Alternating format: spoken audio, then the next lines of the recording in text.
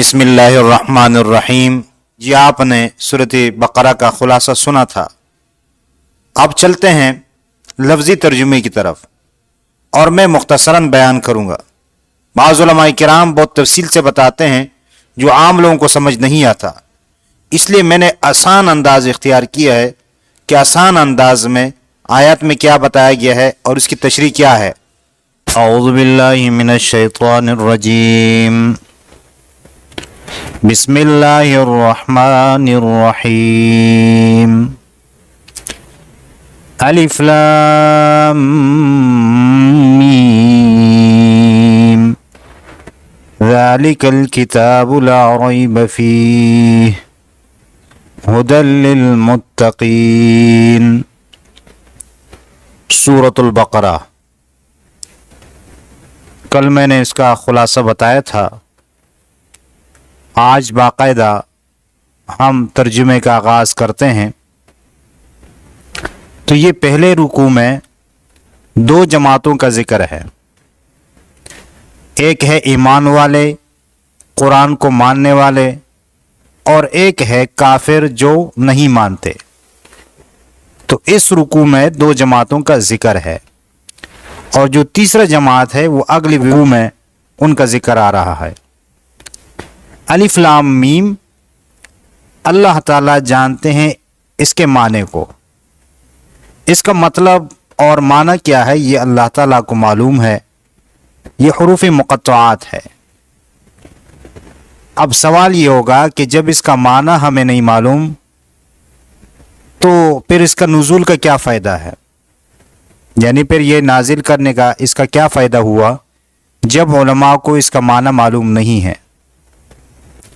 اس میں بہت سارے جوابات ہیں، لیکن جو آسان جواب میں دے رہا ہوں وہ یہ ہے کہ اللہ تعالیٰ نے یہ علماء کے لیے کہ آپ کا علم محدود ہے، اور اگر آپ یہ دعویٰ کرتے ہیں کہ ہمارا علم محدود نہیں بلکہ ہم تو سارے قرآن کو سمجھ سکتے ہیں اور ہمارے پاس سارے علوم ہیں، تو ان کا یہ نظریہ اور ان کا یہ جو سوچ ہے اس کو ختم کرنے کے لیے یہ حروف مقطعات نازل ہوئے ہیں۔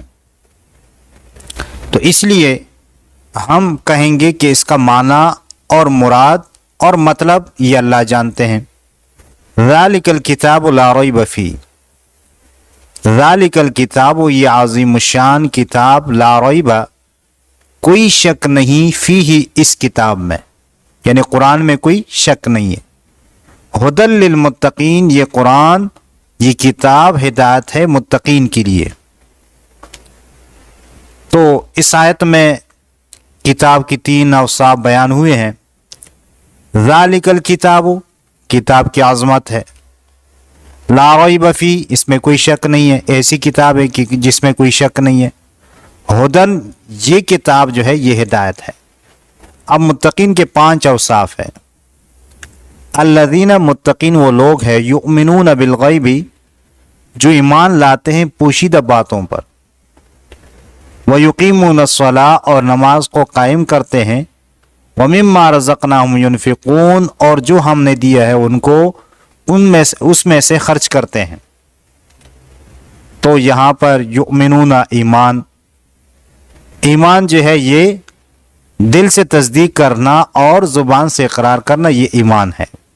ایمان میں بہت اختلاف ہے، لیکن آسان انداز میں بتاتا ہوں کہ دل سے اقرار کرنا، تصدیق کرنا اور زبان سے اقرار کرنا، یہ ہے ایمان۔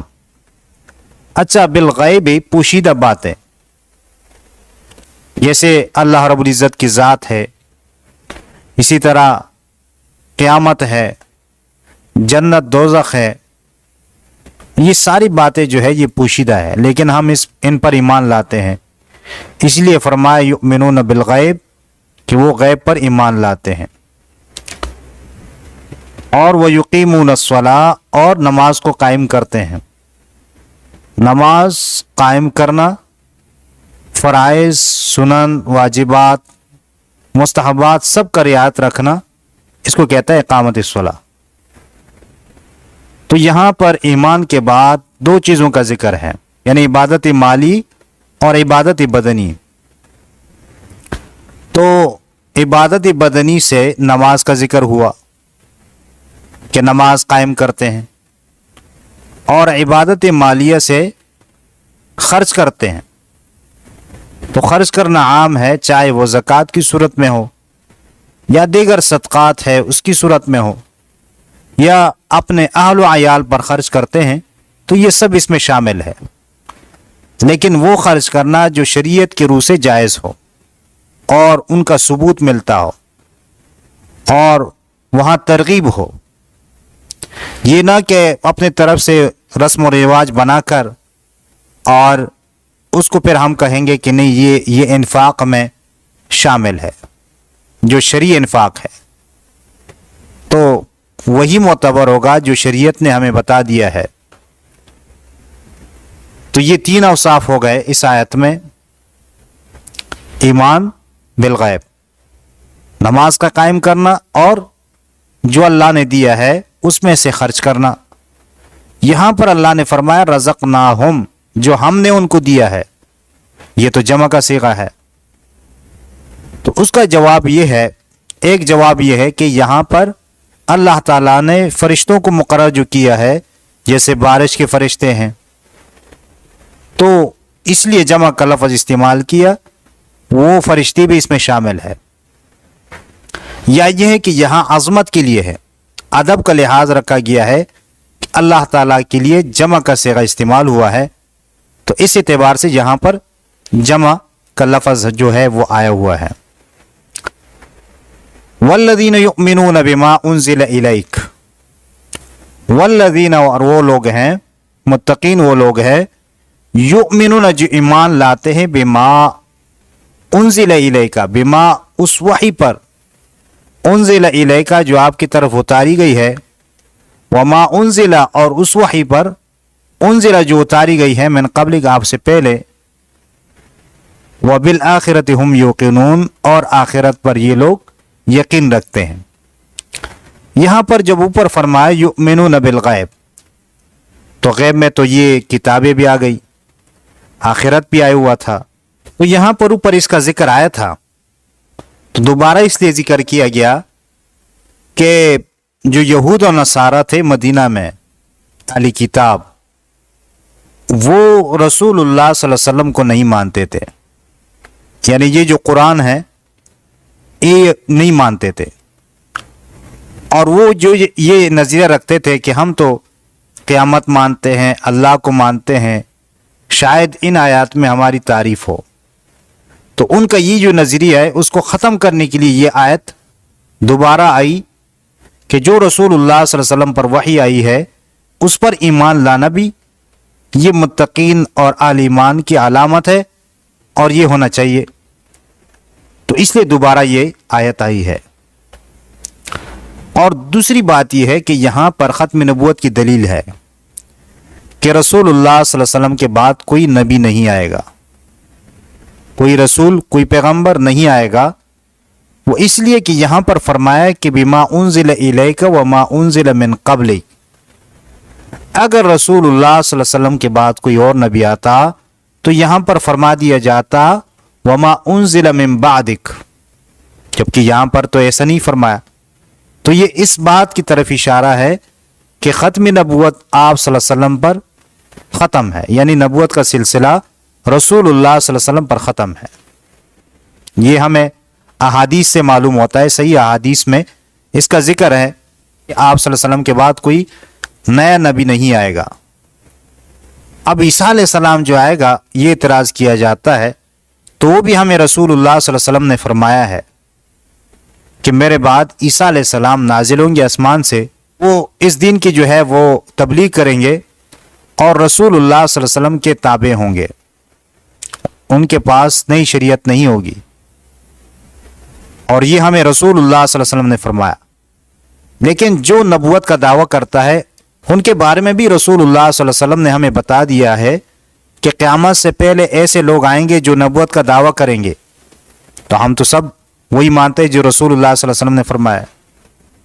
حضرت عیسیٰ علیہ السلام کو نزول ہے، اللہ کے نبی نے فرمایا، ہم نے مان لیا۔ اللہ کے نبی نے فرمایا کہ میرے بعد لوگ نبوت کے دعویٰ کریں گے، اس بات کو بھی ہم مانتے ہیں۔ وبالآخرتی اور آخرت پر ہم یوقنون یہ متقین جو ہے یہ یقین رکھتے ہیں۔ اب مرزا ملعون نے یہاں پر کیا کیا، یہاں پر اس نے تحریف کر دیا۔ اس نے کہا کہ وبالآخرتی یہاں یہ صفت ہے اور اس کا جو موصوف ہے وہ محذوف ہے اور وہ ہے رسالہ، یعنی آخری رسالت پر وہ یقین رکھتے ہیں۔ یہاں پر اس نے تحریف کیا ہے۔ تو اس کے دو جواب ہیں۔ ایک جواب یہ ہے کہ جو موصوف اس نے محذوف نکالا ہے تو وہ قرآن و حدیث کے مخالف ہے، خلاف ہے، اور وہ موصوف نکالنا چاہیے تھا جو قرآن و حدیث کے مطابق ہوتا۔ اور یہاں پر آخرت جو ہے یہ صفت ہے، بات صحیح ہے، اور اس کا موصوف جو ہے وہ الحالہ ہے، یعنی آخری حالت پر جو قیامت ہے اس پر یہ لوگ یقین رکھتے ہیں۔ تو آخرت جو ہے یہ صفت ہے اور یہ موصوف کی جگہ پر ذکر کر کے یہ اسم قرار دیا گیا ہے، اور یہ قیامت کے ناموں میں سے ایک نام یہ بھی ہے۔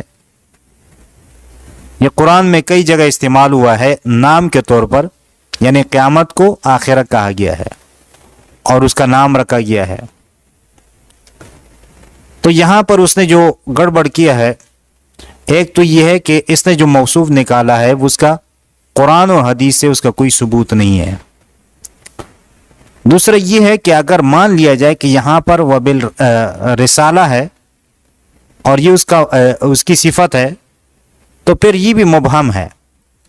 اگر مان لیا جائے کہ رسالہ جو ہے موصوف محذوف ہے تو پھر بھی یہ رسالت مبہم ہے، اور اس سے پھر بھی مرزا کی جو ہے وہ نبوت ثابت نہیں ہوتا، اس لیے کہ اس میں بھی آپ صلی اللہ علیہ وسلم کی رسالت کی طرف اشارہ ہوگا، کیونکہ آخری پیغمبر تو وہی ہے۔ تو رسالت مبہم کی وجہ سے آپ کی بات بالکل غلط ہے۔ اچھا، جب آخرت پر یقین رکھتے ہیں اور یہ 5 اوصاف جن کے اندر ہو تو وہ کیسے لوگ ہیں؟ صلہ کیا ہے ان کا؟ اولئک علی ھدی من ربہم، یہی لوگ ہیں جو ہدایت پر ہے اپنے رب کی طرف سے۔